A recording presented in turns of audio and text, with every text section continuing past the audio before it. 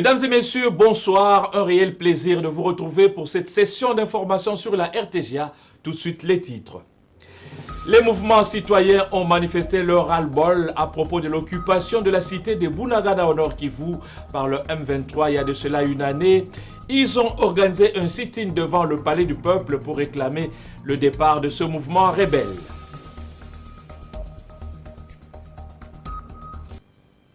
Voilà, je l'annonçais à peine un an de l'occupation de Bunagana.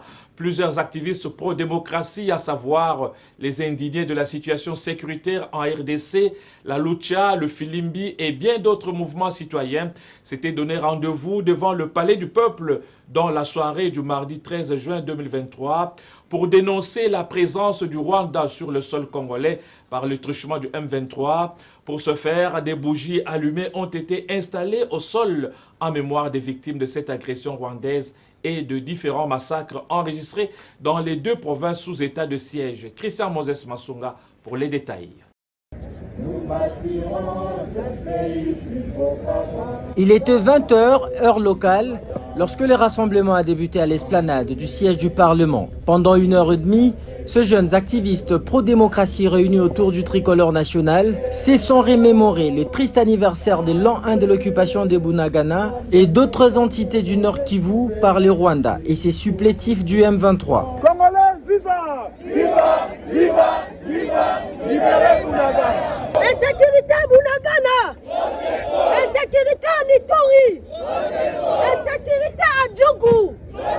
Habillés de t-shirts de couleur blanche et portant des calicots et banderoles avec deux messages dénonçant l'agression rwandaise, ces manifestants, venus de plusieurs mouvements citoyens, ont également exprimé leur compassion et solidarité à leurs compatriotes de l'Est du pays, régulièrement meurtris par les groupes armés. Nicole Kavira, coordonnatrice du mouvement des indignés de la situation sécuritaire en RDC, a pour sa part déploré la poursuite des massacres dans les deux provinces sous état de siège. Avant l'arrivée de l'état de siège, cette zone était contrôlée par l'armée, mais c'est en plein état de siège que cette partie, cette zone Bunagana, est maintenant contrôlée par l'ennemi.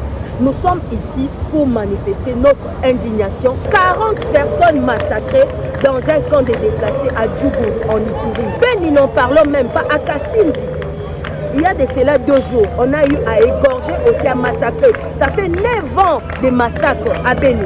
Nous, le mouvement des indignés de la situation sécuritaire, nous demandons à cette population victime, rescapée, survivant, de s'approprier massivement des mécanismes de sécurisation populaire pour protéger nos vies et protéger nos terres.